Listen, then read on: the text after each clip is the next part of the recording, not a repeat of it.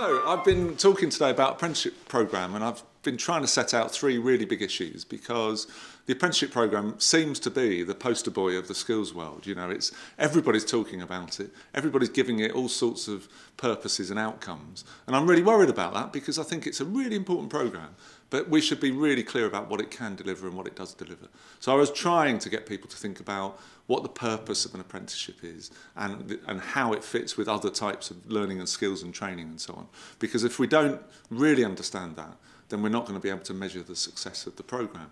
And it's not something that's going to solve youth unemployment or solve the productivity problem. It just won't. You know, it's not going to solve social mobility issues in this country. But it is really, really important, because it's a fantastic opportunity for people to launch their career, to launch their kind of progressive work, you know, getting a job, getting a better job, getting a sense of themselves as a learner, being able to go on and learn new things throughout a career that might last 50 years, you know. So I'm really trying to get people to think about that and kind of contrast it really with the other training that's needed and that government should invest in for people, particularly at level 2, for people who aren't ready to do a level 3 apprenticeship, because I think the level 3 apprenticeship should be the starting point, because that means it will have some kudos, it will have some status, you know, and that we'll start to say the outcomes of an apprenticeship are a bit like the outcomes of a degree.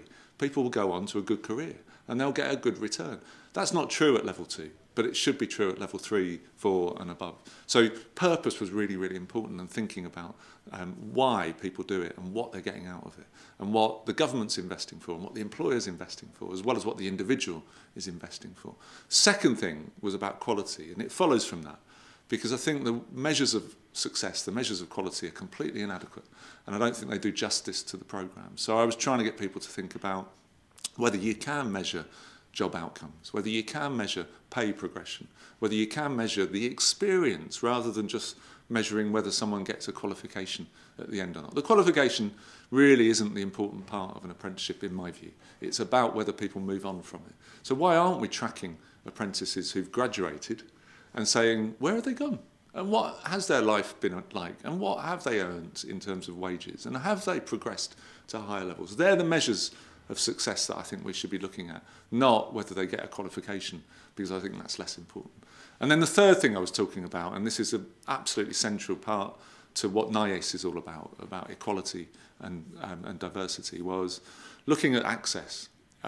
We know that about 9% of apprentices come from black and minority ethnic groups, but in the country we've got about 15% of the population. So there's a big underrepresentation there. We know that 25% of people applying through the vacancy matching scheme online are black and minority ethnic, but only 9% become apprentices are black and minority. There are big problems there. We've got massive gender bias. You know, the number of women doing care is massive. The number of men doing construction is massive. And actually, you know, we've got to do something about that. And the investment from government should be about addressing those inequalities in those labour markets, I think. There's massive issues about disability. You know, there are 6 million people of working age who have a disability. There are only about 45,000 people doing apprenticeships who have a disability. It's not enough. It's about 13%. So I was saying, why not be radical about this? We have in higher education, we have an organisation called the Office for Fair Access. We have several hundreds of millions of pounds being spent on access and retention for people from disadvantaged backgrounds. We've got nothing like that in the apprenticeship programme. And yet the inequalities are enormous, you know. So why not call for government to have a policy? Why not have an Office for Fair Access for apprenticeships? You know, just add an A on. Very, very simple. Let's have an investment fund that does what has happened for widening participation in HE. Let's do that in apprenticeships, and let's do something about it. Because down the line, if we don't address these issues, if we don't really understand why we're investing in it, and if we don't have the measures of success, and if it doesn't achieve better equality, then at some point some politician's going to wake up and fall out of love with the scheme or the programme, and the investment will disappear. And I don't want that to happen, because the best apprenticeship programmes are fantastic. You know, they give people superb starts in life. They give them the opportunity to move on. They give them the sense of themselves as being able to get on and to learn and to continuously develop across 40, 50-year career. You know, the best is fantastic. So let's make all of the apprenticeship programme like the best apprenticeships. But I think there's a lot of work to do.